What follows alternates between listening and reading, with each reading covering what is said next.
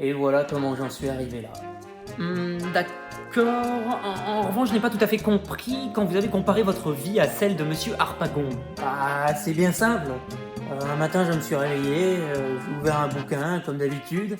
Et puis là, il y a un pingouin qui a débarqué pour me présenter, je cite, les Avengers. Quelques mois plus tard, le gars refuse de me donner du chocolat chaud, alors même qu'il me parlait de train, pourtant qui portait le nom de Pôle Express. Ouais, mais en attendant, moi je suis au Pôle emploi. Mais bon, ça je vous en parlerai plus tard. Oui, d'accord. Mais je ne comprends pas tout à fait l'enjeu même de votre réflexion. Oui, bon, ça va, j'y viens.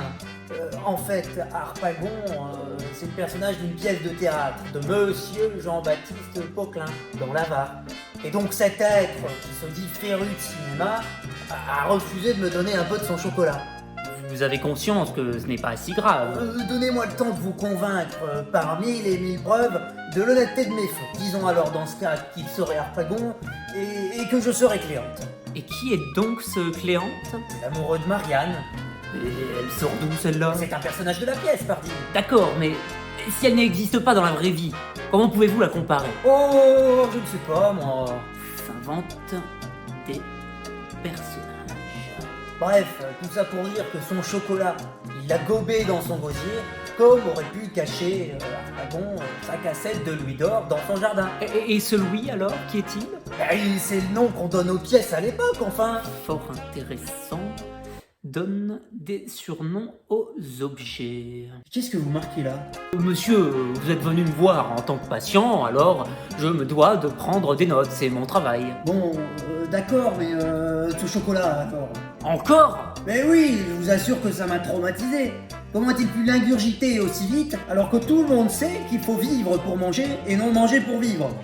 Enfin, l'inverse, enfin, vous m'avez compris. Probablement. Continuez, je vous prie. En plus, toujours pour me comparer, je me rappelle que j'avais une copine à l'époque. Et elle n'est plus. Comment cela? Il me l'a piqué. Il est parti avec. Alors ici, cela diffère d'Harpagon, hein, parce que dans la pièce, évidemment, il finit pas avec Dame Marianne. Normalement, c'est Cléante, et donc moi qui l'ai connue. Mais alors, si vous comparez votre vie à une pièce de théâtre, ne pensez-vous pas là que vous n'avez affaire qu'à un énorme quiproquo?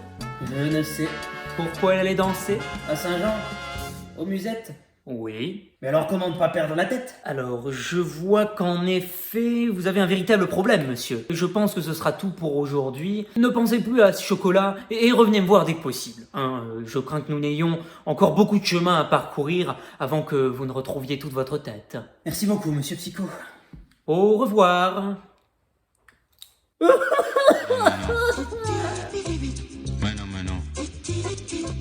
Mais non.